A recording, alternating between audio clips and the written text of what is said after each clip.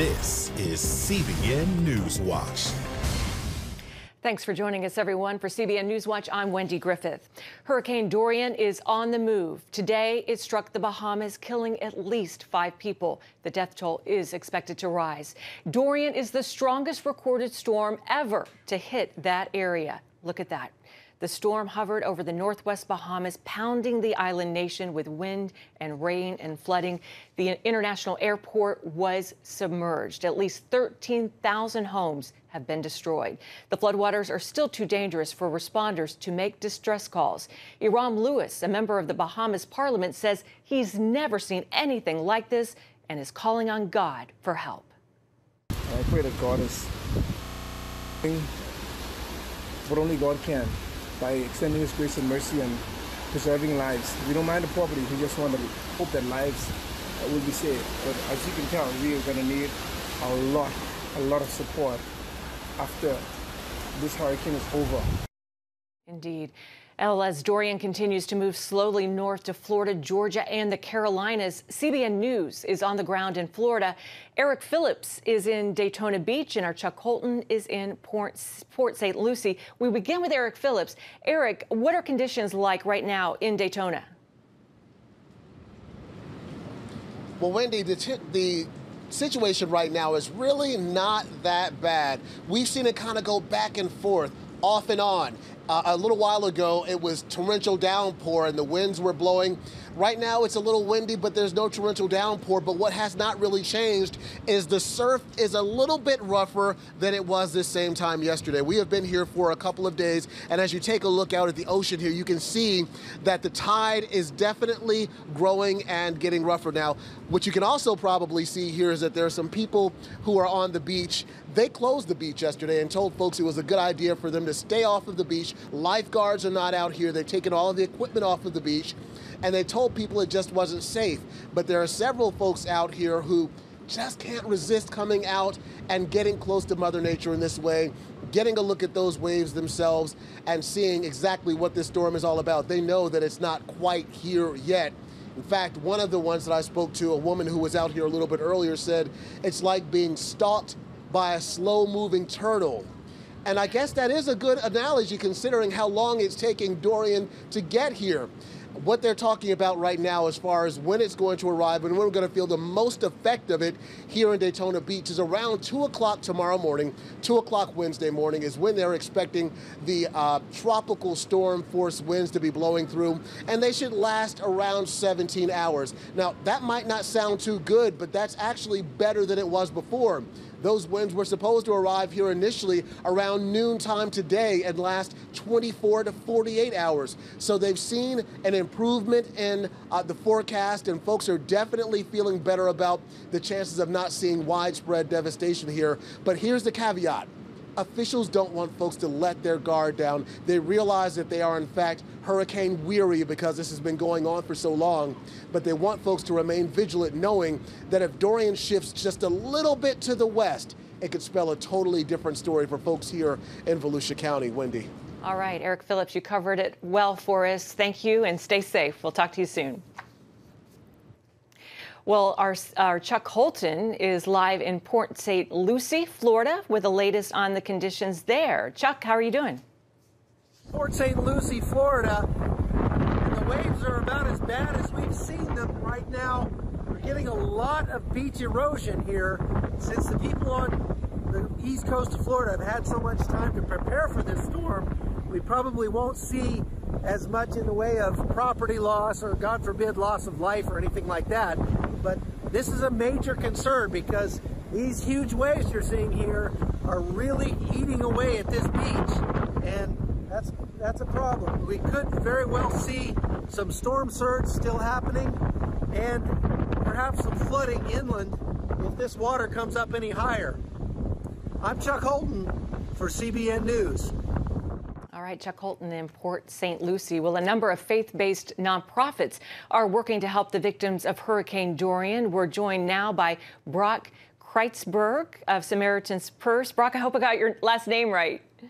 Yes, you did. Thank you very much. Good to be here. Good to have you with us. Well, we're seeing incredible devastation in the Bahamas, as you know.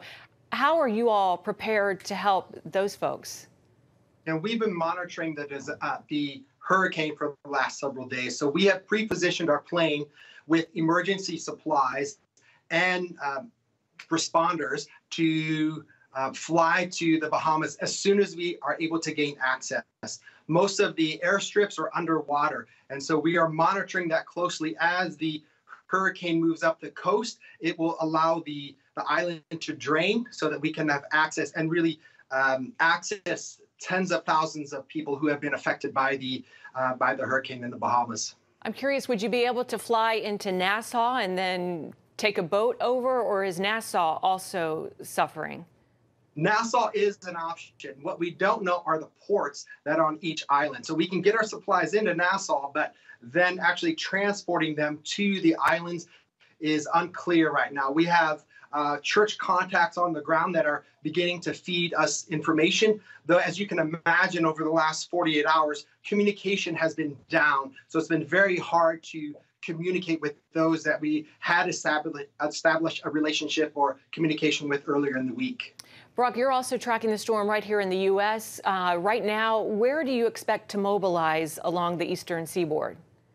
You know, it's unclear of where the hardest hit areas will be, but our disaster response team is ready. They have their tractor trailers equipped with tools and supplies to respond wherever the biggest need is.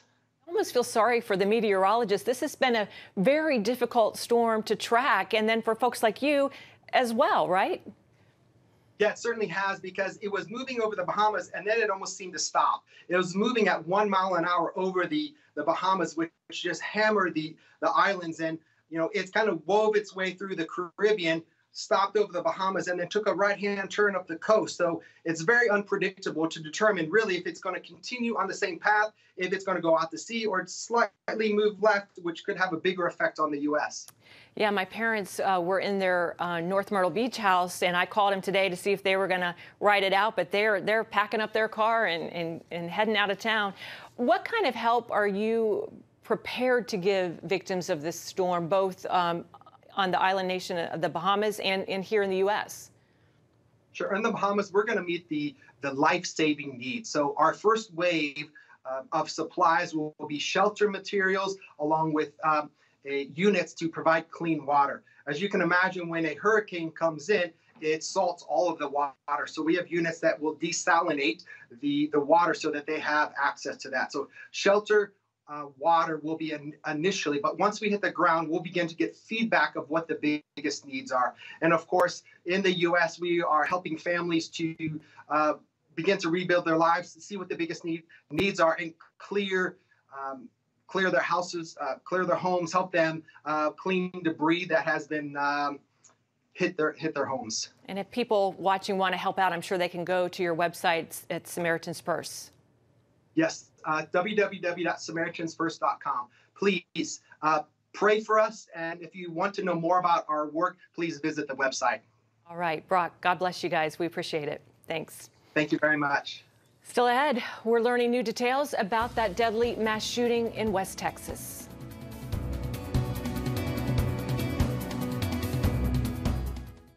Remember for a moment what it was like to be a child.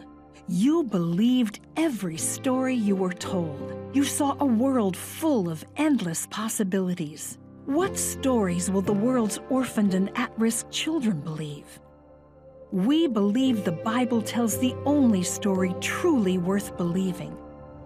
We believe that every child should have the opportunity to dream, the chance to take challenges and turn them into possibilities, the chance to stand on the promises of God, to recognize their place in the greatest story ever told. They have their whole lives ahead of them. Theirs is a world of endless possibilities. They are looking for a story to believe. We will tell them that story. Will you join us?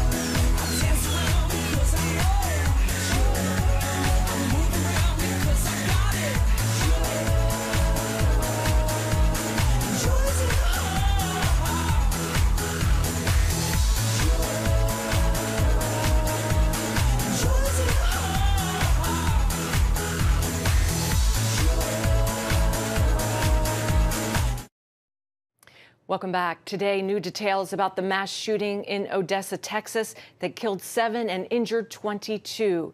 It's been learned the gunman was federally banned from owning a firearm. That raises the question, how did he get it? Plus, we're learning more about the victims. Dale Hurd has the story. This was the moment that gunman Seth Aaron Ator rammed police cars before dying in a hail of bullets. We now know Ator called police and the FBI minutes before the shooting started. It was a very incoherent call, didn't make any threats. The 36-year-old gunman had just been fired from his trucking job that Saturday morning, and that's when both Ator and his former employer called 911. He did call the police from his place of work, claiming that he was being held there against his will. The gunman then went on a 10-mile killing spree through the Odessa Midland area. The first victim was a state trooper unaware that those calls had been made to police. Then Mary Granados, a postal carrier seen here delivering mail earlier in the day.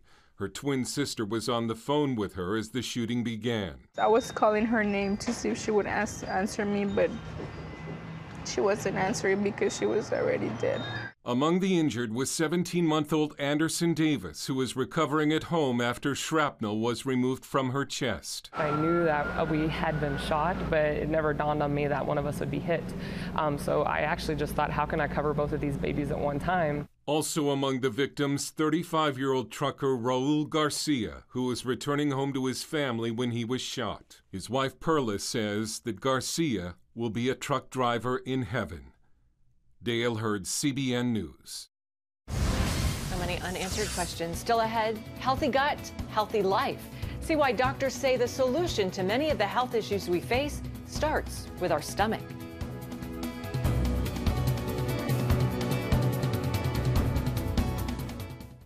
Give me that. Bye. Sure, life is busy, but I found a way to make a huge difference in people's lives. I guess you could say I'm changing the world right here from home. I bring medical supplies and doctors to people in need, and dig wells so that villagers can have clean and safe water to drink. I make it possible to preach the gospel in over 100 countries, including right here in America. And when disaster strikes, I'm there, providing food, thank you, and emergency supplies to give people hope again. Every day, CBN and I are making the world a better place. Here you go.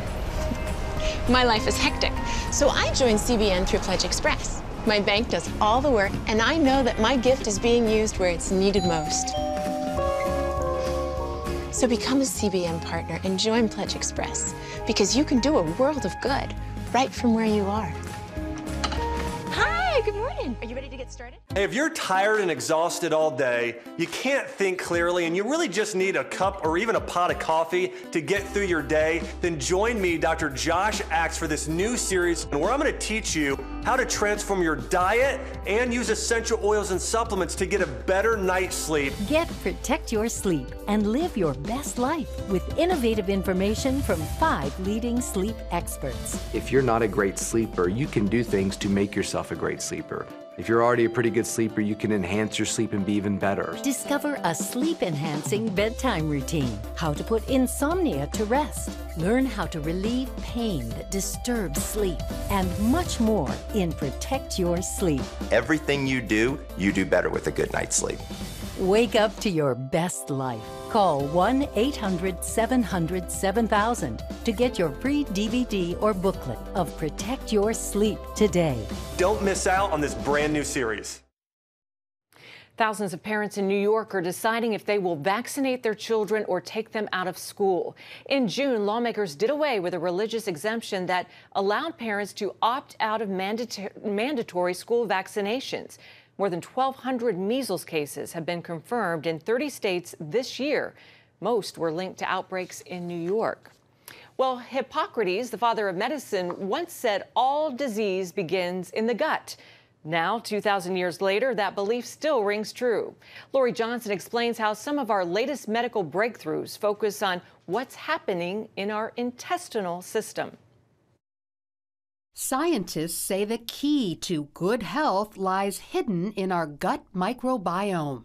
We all have trillions of bacteria living in our intestines, hundreds of different species, all performing different functions. Scientists call it our gut flora. Neurologist David Perlmutter is one of many physicians warning against disrupting this fragile ecosystem. We all carry good and bad bugs, if you will, and it's the imbalance that seems to be the biggest trigger for our illnesses. Dr. Vincent Pedre agrees, adding a healthy gut protects us from everything from the common cold to cancer.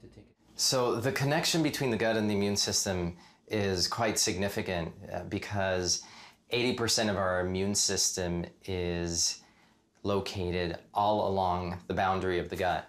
Unfortunately, when it comes to good gut bacteria, many of us are sorely lacking.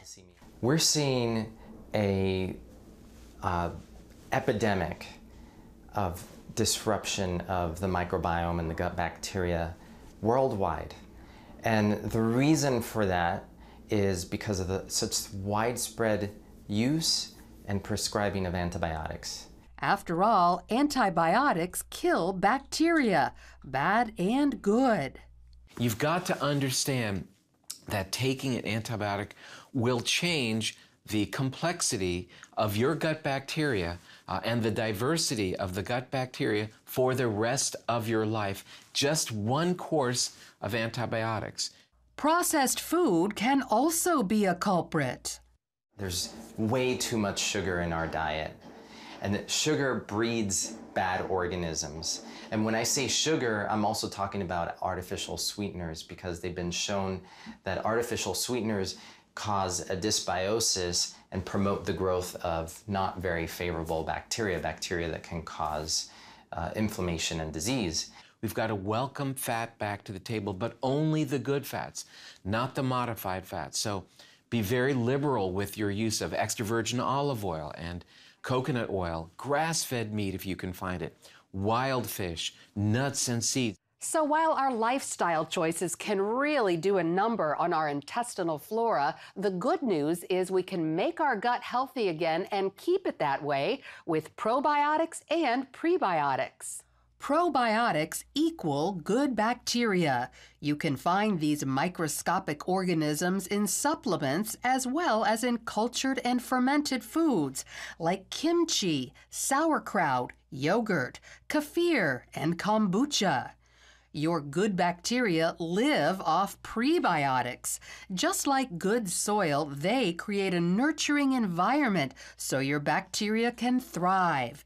You can get prebiotics in supplement form as well as in foods like asparagus, onion, leeks, garlic, and dandelion greens. When people start increasing their prebiotic fiber, the changes in their health the changes are remarkable.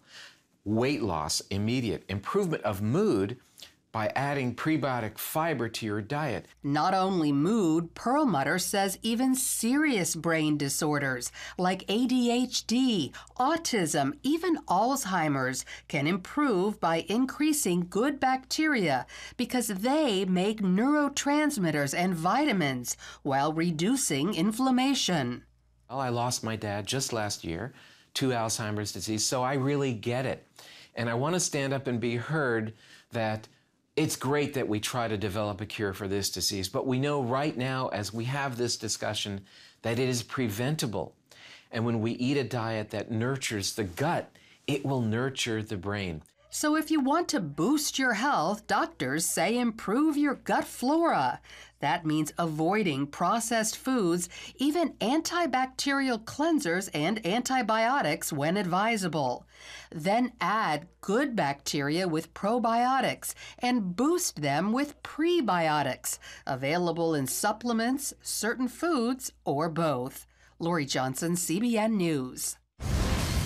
Hear how this man right there is working to bring heaven to Hollywood.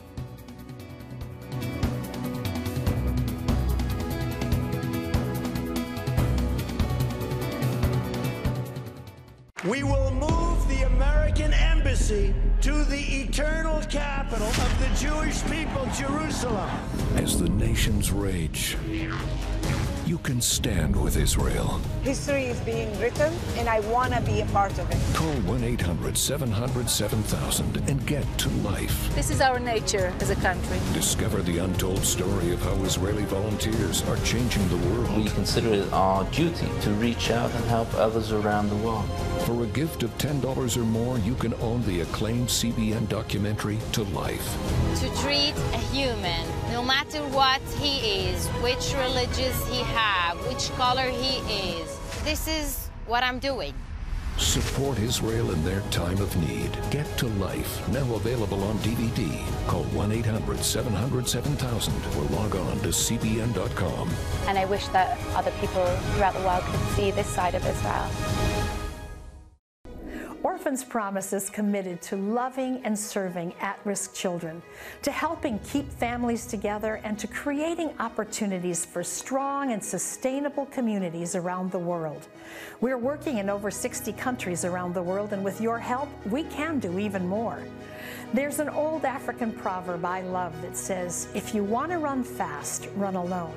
But if you want to run far, run together.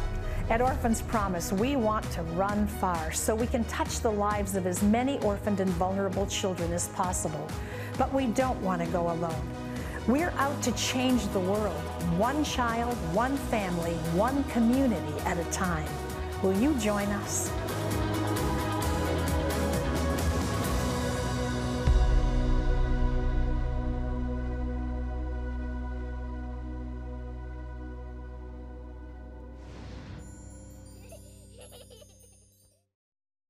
Shawn Bolz is an author, producer, and TV host with a prophetic gift. And as Ephraim Graham reports, he's using it to connect Hollywood to heaven. Is there a Justin and Stephanie? Y'all know Justin and Stephanie? Oh, you're here for real. Thank you. Shawn Bolz begins with just a few words. I'm seeing July 15th over you. What is that? Your birthday. And who else's birthday? Your dog. That's so cute. What follows is a very specific message he hears from heaven. The Lord said there's a family calling on you, and I feel like he's saying, like, he gave me your names because he really wants you to feel known. What's the importance of prophecy in people's lives? Why do you seek to do that and desire to do that and have God use you that way? I think we have this omnipresent God who's everywhere at once, and yet he's the only God who will have relationship and be present and connect with us right now in the here and now. And prophecy causes us to know that the God of all the universe, who's looking at 7-point-whatever billion people, is stepping into our moment and saying, I value you. You really are mine. I really care about you. Like, what's important to you is even more important than me. Here in Hollywood, Shawn walks red carpets and prays with celebrities like director Mel Gibson, Redskins running back Shaun Alexander, and film and television legend Pat Boone. Shawn is also a best-selling author, host of Dreams and Mysteries on the Daystar Network, and travels the world sharing practical wisdom about how anyone can hear the voice of God. 10 years ago, he and his wife started Expressions 58. While the Los Angeles church is open to all, it attracts two very different groups of people, the homeless and Hollywood entertainers. Those on the street who are homeless, prostitutes, abandoned to the rest of the world, invisible. Why do those people stand out and touch your heart so much? Why do you find yourself reaching out to them with the prophetic? I think what I love about hearing God's voice is that when you hear God's voice, you can close the reality gap between heaven and earth, meaning there's things that God wants to do that he said he will always do. Isaiah 58 talks about loving the poor, loving people who no one else sees, loving the foreigner. And that's our kingdom, our Christian mandate to do. But when you hear God's voice, you can actually bring a restoration that no natural process can bring, or a moment in time that can lead them to a breakthrough moment, an aha moment to say, God's with me, he loves me, and can be a real turning point, even if it still takes a lifetime to overcome. And for me, you can't hear God's heart without having compassion. From the least of these to Hollywood's rich and famous. I heard when I first came here, Shawn, I'm homeless in Hollywood. Will you build me a home? That call contradicts the popular notion Hollywood is godless. Hollywood is like one of the most alive spiritual places there are. It's just that I think there's not the same moral compass. And morality to me is like, it's a virtue. You have to pursue it. And a lot of people who come into a leadership influence because of their talent and their gifting, we expect them to have the moral influence then as well. They may not have ever had a moral compass in their life, a father figure, a mother figure. And so we put this expectation, well, you're now leading a society, so you better be okay in all these areas.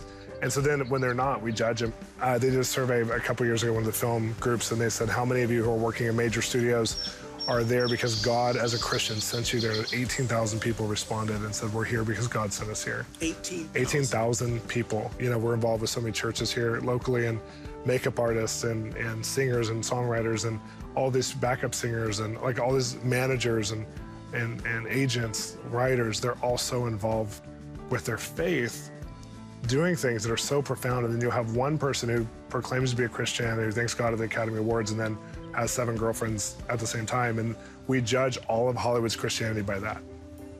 And it's really sad because we get disappointed in what they're not. As opposed to celebrating what God is doing, we look at what people are doing and we go, oh, okay, that's what Hollywood's like then. And it's not true. Sean's new home is in the heart of Studio City.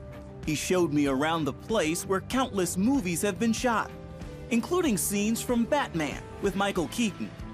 Marilyn Monroe also spent time on the property where her postage stamp photo was likely taken. These days, the only snapshots are of Sean, his wife, and their 2 young daughters. But it's home base as he works to connect Hollywood and heaven. The average person only lasts 2 years in Hollywood and pursuing their dream, and then they go home because it's too hard. And if they last more than 2 years, there's some baggage that happens just because how hard it is here, you know? And so when we came here, I didn't really know. All I did is the people and loving them was my vision. I didn't know how to build a structure around that. So we built a church, and it's a beautiful church. Love the church. But in this phase, we're mostly working with people to find their empowerment and who they really are so that they can go into it before maybe they come into their fullness. They can have a great sense of self-connection and God connection so that they don't make the same mistakes. And we have a lot of older, seasoned people helping to pour into that. And it's a beautiful process to watch. Ephraim Graham, CBN News, Los Angeles, California. Thanks, Ephraim. Well, that's going to do it for this edition of CBN News Watch. Remember, you can find more of our news programs on the CBN News channel anytime or online.